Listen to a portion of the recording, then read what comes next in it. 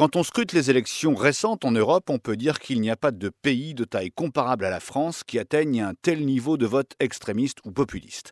En Allemagne, l'extrême droite est très faible. Il y a un parti néo-nazi, le NPD, qui n'a rassemblé que 1,3% aux dernières élections générales de 2013. Après, il y a le mouvement islamophobe Pegida, mais il est absent des urnes. En Grande-Bretagne, il y a un parti populiste, anti-européen, anti-immigration, le UKIP.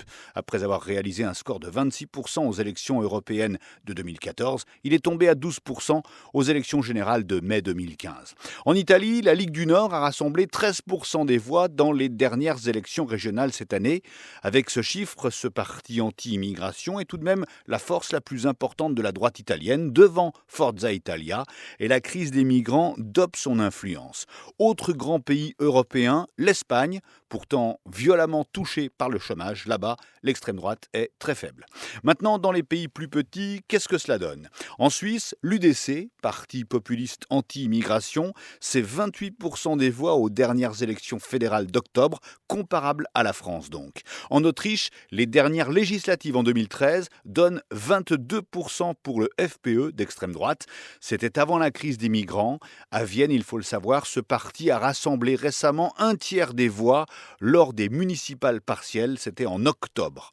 En Hongrie, le parti d'extrême droite Jobbik était à 20% des voix aux élections législatives, mais il menace le parti du Premier ministre Viktor Orban, qui tient déjà une ligne très droitière. Dans le nord de l'Europe, au Danemark, 21% pour le parti du peuple danois lors des dernières législatives.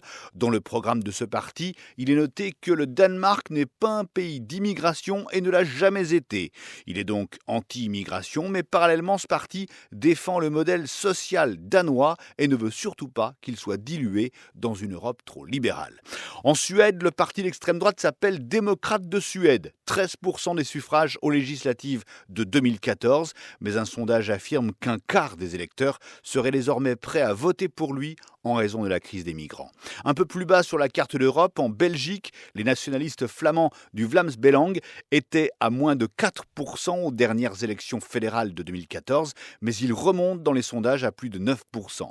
Aux Pays-Bas, le Parti pour la liberté de Geert Wilders, cet homme à la crinière blonde décolorée, était à 10% lors des dernières législatives de 2012.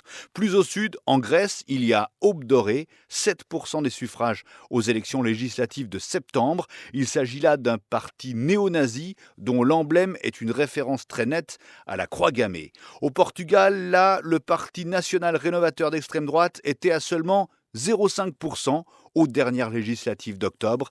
Et puis en Irlande, l'extrême droite est inexistante.